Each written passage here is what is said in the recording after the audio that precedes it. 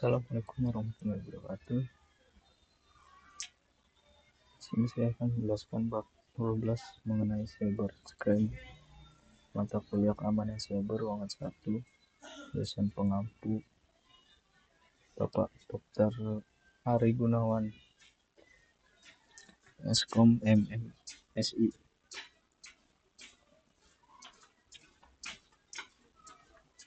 Disusun oleh Dimas Putrowinanto dengan NPM 237064516058. Program Studi Informatika Universitas Nasional.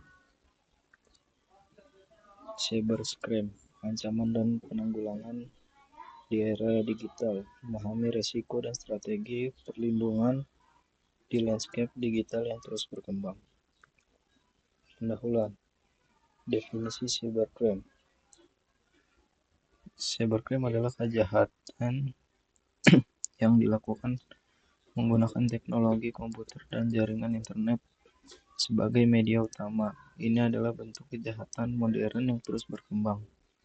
Untuk evolusi ancamannya, seiring kemajuan teknologi, modus operandi kejahatan cyber menjadi semakin canggih dan sulit dideteksi. Dampak luasnya kejahatan cyber tidak hanya merugikan individu, tetapi juga organisasi, institusi vital, hingga negara secara keseluruhan. Jenis-jenis cybercrime yang sering terjadi, yang pertama adalah hacking. Hacking yaitu mengakses sistem atau jaringan komputer tanpa izin yang sah. Yang kedua ada phishing, yaitu penipuan dengan menyamar sebagai entitas terpercaya untuk mencuri data sensitif seperti kata sandi dan informasi kartu kredit. Yang ketiga malware attack, yaitu penyebaran perangkat lunak berbahaya seperti virus, trojan, dan spyware untuk merusak atau mencuri data. Keempat, identity theft, yaitu pencurian dan penggunaan identitas pribadi orang lain untuk keuntungan finansial atau tujuan jahat lainnya.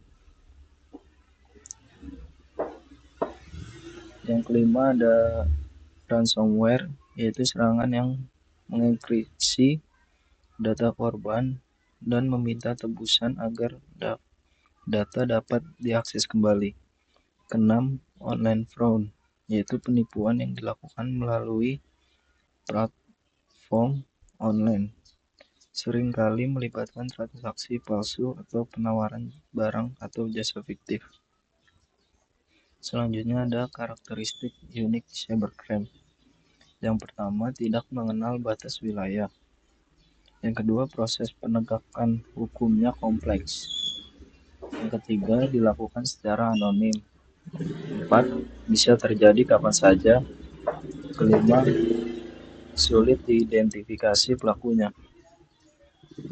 Selanjutnya, studi kasus penting cybercrime. Yang pertama, ada Yahoo Data Breach pada tahun 2013 sampai 2014. Kebocoran data terbesar yang pernah terjadi melibatkan 3 miliar akun pengguna. Yang kedua ada WannaCry ransomware pada tahun 2017. Serangan global yang mempengaruhi lebih dari 230.000 komputer di 150 negara, melumpuhkan layanan penting. Yang ketiga ada Tokopedia leak pada tahun 2020. Data 91 juta pengguna Tokopedia bocor dan dijual di dark web, menimbulkan kekhawatiran privasi di Indonesia. Yang keempat, Bjorka Case pada tahun 2022 di Indonesia. Hacker yang mengklaim telah membocorkan data pribadi pejabat dan instansi pemerintah Indonesia memicu debat nasional tentang keamanan cyber. Selanjutnya, motif dibalik cybercrime. Yang pertama ada keuntungan finansial. Motifnya yaitu untuk sebagai besar kejahatan cyber seperti penipuan online, ransomware, dan pencurian data kartu kredit. Kedua, kepentingan pribadi. Ini bisa berupa balas dendam, mencari sensasi, atau menunjukkan kemampuan teknis, misalnya dalam kasus cyberbullying atau hacking untuk pengakuan. Selanjutnya, motivasi politik. Serangan cyber yang bertujuan untuk mengganggu stabilitas politik, menyebarkan propaganda, atau menjatuhkan reputasi pihak tertentu. Selanjutnya ada spionase, adalah upaya terorganisir oleh aktor negara atau korporasi untuk mencuri data rahasia, kekayaan intelektual, atau data strategis. Selanjutnya dampak buruk cybercrime. Yang pertama adalah trauma psikologis korban. Kedua, kebocoran data sensitif. Ketiga, kehilangan kepercayaan publik. Keempat, ancaman keamanan negara.